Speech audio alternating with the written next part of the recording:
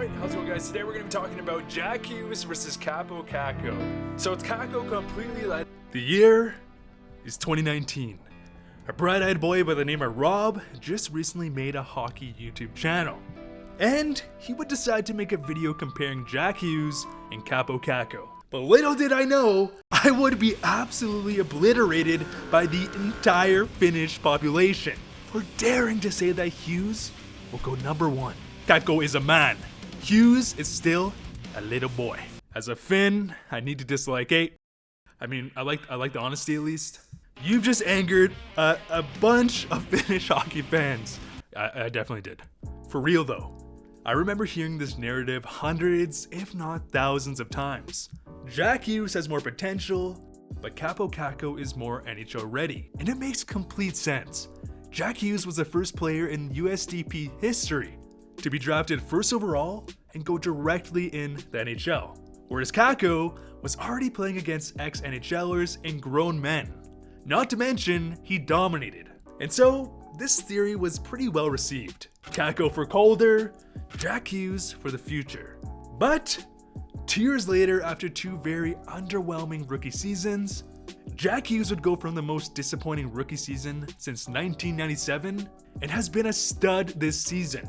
Whereas Kakko, who has been heavily believed to be more ready, is still struggling. But the point is, prospect development is chaos. Yes, we've been blessed with players like Connor McDavid, but whether you want to believe it or not, a player drafted second overall 1 year ago is not a bust. Give him some time, goddammit! But on the topic of poor performances, I thought it would be interesting to go over the most disappointing rookie seasons in NHL history. And I also want to investigate how their careers developed in the long term. Again, 1 year is not a bust. Nail Yakupov was still looking pretty in year 2. Pump the brakes, people! What separated Lafrenière from the field in the scout's eyes? Well, elite hockey sense, elite creativity, elite competitiveness. Drafted first overall in the QMJHL draft, Alexis Lafrenière was a phenom. And I mean, his track record speaks for itself. 80 points in his rookie season. The man, or I guess boy, would take home CHL Player of the Year as a 16-year-old. The next season in his draft year, Lafrenière would win again. So, back to back. This award was first given out in 1975. Can you guess the only other player in CHL history to also have this accolade? That's right, the Cole Harbour Kid, Sid the Kid, Sidney Crosby. Not to mention he would also take home World Juniors MVP. Do you get the point? Lafrenière was and still is an absolute stud, with a draft resume on the same level as a McDavid or a Crosby.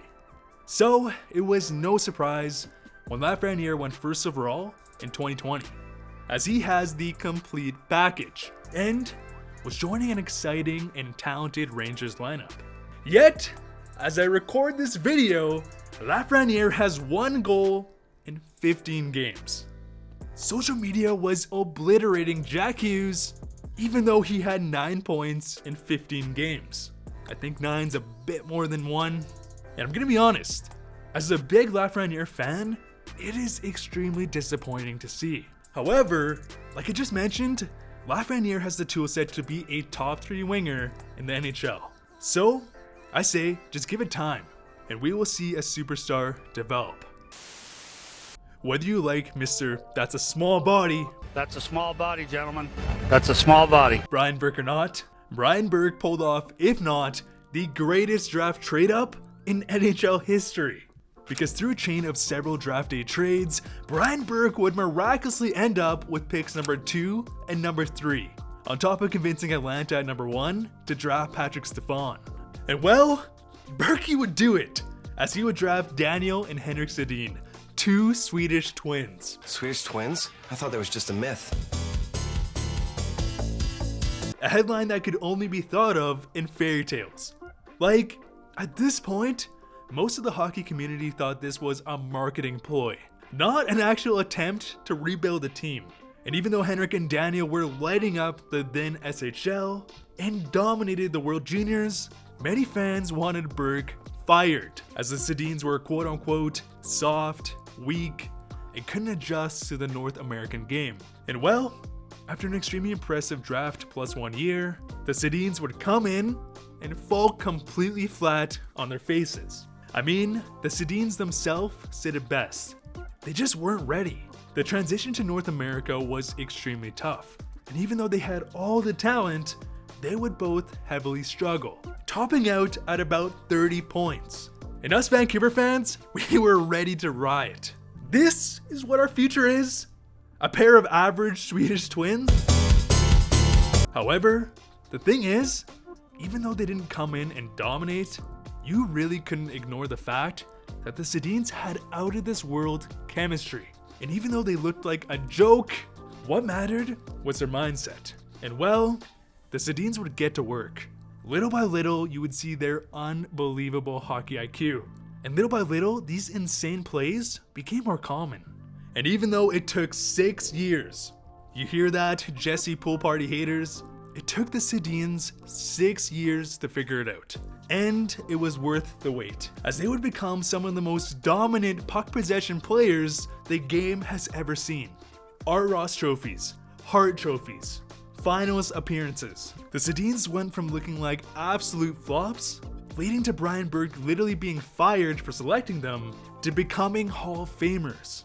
Which goes to show that you can't harp on players like Kakko.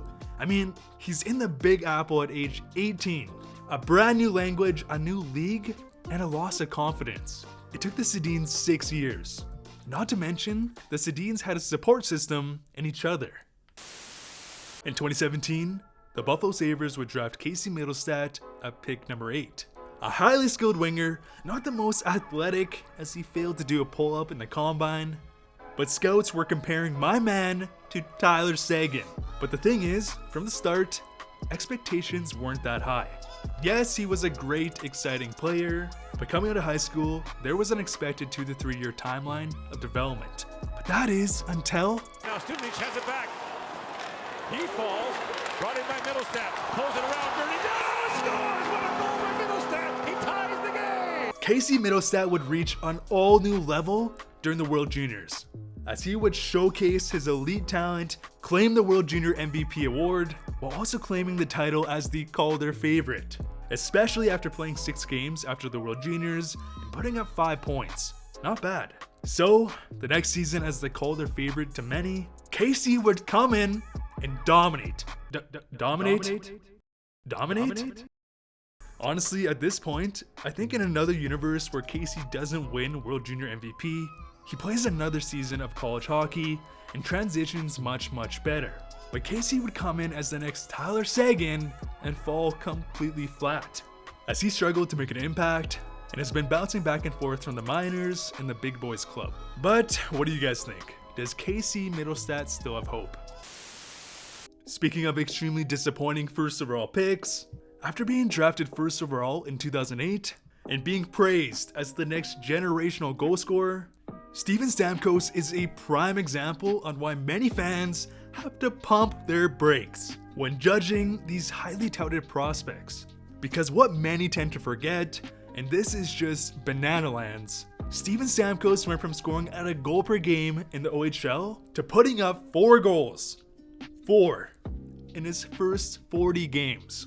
Like, that is Donkey Kong Banana Land. And with that, there were many articles claiming Stamkos as the next great bust. Because the thing is, Stamkos went from 4 goals in his first 40 games to scoring 51 goals the next season. Which also heavily reminds me of Nito Niederreiter. 1 goal in his first 55 games?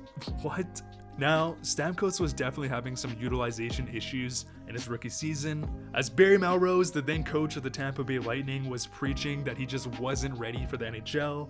But Melrose would be fired and Stamkos would go on to finish with 23 goals in his rookie season. But if anything, this goes to show how sensitive prospect development really is. You can have all the tools in your tool set, but you can't put them together in the right system. And it's honestly crazy to reflect back on Stammer's rookie season, because it is very easy to forget his horrible start. So next time we're goofing on, Laugh, Hughes, Pool Party, remember that Stamkos went from 4 goals in his first 40 games to putting up an astounding 60 goals 3 years later. Insane. Anyways, guys, has your team ever had that hyped up prospect who had an extremely rough start? I'm looking at you, Jake Virtanen, Jake the Snake. Anyways, I also thought I'd let you guys know that I just purchased my first home. And I'm actually moving this upcoming weekend, so sorry if I have any weird gaps in my upload schedule. So with that, I just really want to thank you guys for the amazing support. I truly think that the hockey community is one of the most loyal and best communities in all of YouTube. And I'm just truly grateful, guys, for all the support, as it has been truly life-changing. So, if you enjoy the videos, make sure to press subscribe for some more awesome hockey content. See you guys later.